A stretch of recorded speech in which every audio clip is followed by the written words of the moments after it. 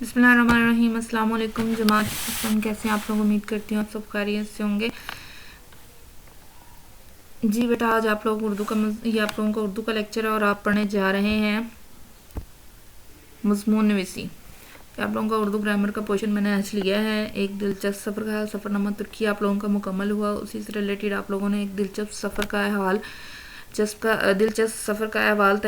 تحریر کرنا تھا۔ اس میں سے آپ لوگوں میں سے کچھ بچوں نے تحریر کیا تھا، لیکن وہ آپ کی تحریر بے جان تھی، وہ بالکل آپ لوگوں کو ٹھیک طریقے سے آپ اس کو نہیں لکھ پا رہے تھے۔ ابھی آپ لوگوں نے کیا کرنا ہے کہ دوبارہ سے اس مضمون کو تحریر کرنا ہے اور اچھے طریقے سے اسے یاد بھی کرنا ہے۔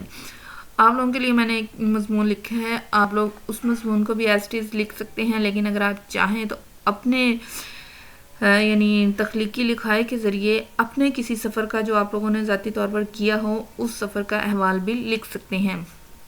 تو جو بھی آپ لکھیں گے وہ بیسٹ ہوگا، لیکن لکھنا آپ لوگوں نے کچھ اسی ترتیب سے کے ساتھ ہے کہ آپ لوگوں کا باقاعدہ مضمون لگے اور اس کی جو الفاظ کا چناؤ ہے وہ بھی اچھے طریقے سے کیجیے گا۔ ابھی نیکسٹ چلتے ہیں، ہمارا جو آج کا مضمون ہے وہ کون سا ہے؟ ایک دلچسپ سفر کا احوال۔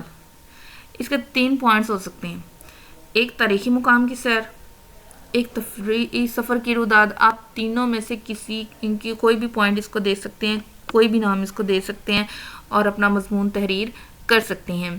تو ابھی اگر آپ لوگوں کو تینوں میں سے کوئی ایک نام دے دیا جائے تو آپ لوگوں نے مضمون یہی لکھنا ہے کہ اگر میں آپ لوگوں کو دلچسپ سفر کا احوال نہیں دیتی، میں آپ کو عنوان دے دیتی ہوں کسی تاریخی مقام کی سیر لکھیں، اور اگر میں آپ لوگوں کو یہ بھی نہیں دیتی، میں آپ لوگوں کو دے دیتی ہوں ایک تفریحی سفر کی روداد لکھیے، تو پھر بھی آپ لوگوں نے یہی ایسے لکھنا ہے، ٹھیک ہے؟